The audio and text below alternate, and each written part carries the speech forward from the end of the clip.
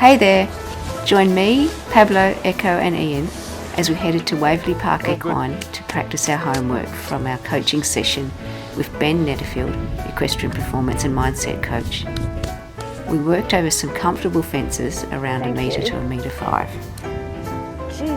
My homework was all about getting me to trust the moment and find the connection between Pablo and me 3 strides out from the fence. It's all about feeling like we're together. My leg for support and Pablo taking the contact and staying in front of my leg. So, how do we stay connected to the fence? If I'm floating where my rein is a bit light and my legs are a bit off, the canter might be happening, but I'm floating forward. This means we're 2 individuals going to the fence. When I'm floating with no connection, I either brace myself and check him too much or get ahead of his motion. That was good. I introduced Pablo to a Waterford bit, the Fager Walter Sweet Iron Waterford, for the first time during this session. Initially, Pablo resisted the mouthpiece a lot, but as the session went on, he started to accept the feel and pressure, settling into a better contact and more forwardness to the fence, instead of sucking back behind the bit.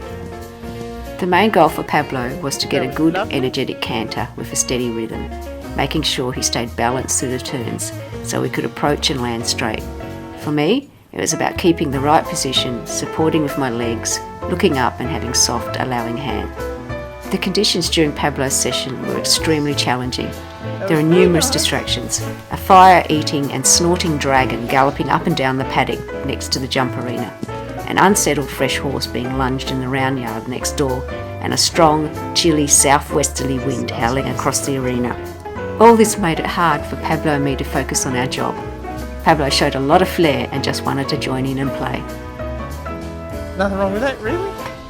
Echo was up next. We did a quick saddle swap and started the session with a warm-up over a crossrail and a small oxer around 70 centimetres. Echo was the calmest he's ever been. I used the rounds on Echo to work on my connection, supporting him to keep his rhythm and balance to the fences. Echo has a tendency to rush if he's feeling a bit overwhelmed and jump way too big over the fences. Good boy. There were lots of places where I was getting left behind Echo's motion as he stepped up his power to catapult himself up and over the fences.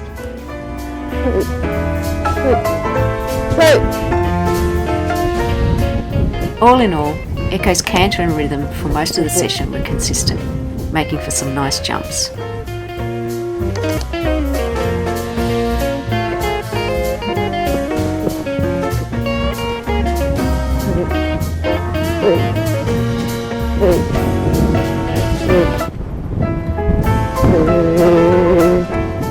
And now back to how it went with Pablo.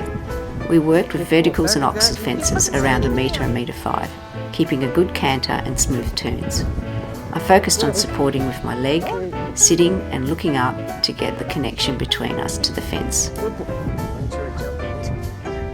We had a few deep spots where I overused my half halt, slowing our rhythm and pace down too much. Letting the rhythm take us to the fence would have been a better option. Good boy. Pablo did great, popping over all the fences with ease.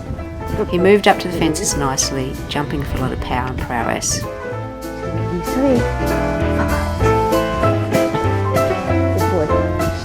For practicing the feel of being connected, I believe there were some spots where I did this well, and others where it wasn't as good. The upside is that I was finding a better position, balancing with my core and not my hands. And the best part was that my nemesis, my right hand, wasn't as dominant.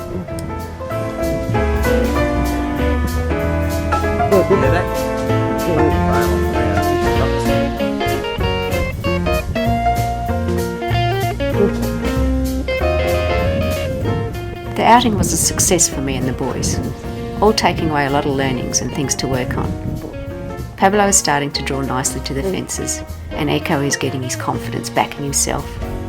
And, as always, Ian was just the support and rock I need. He's much calmer than he's ever been in his life. And that's that. I hope you found this useful. Thanks for watching, and see you in the next one.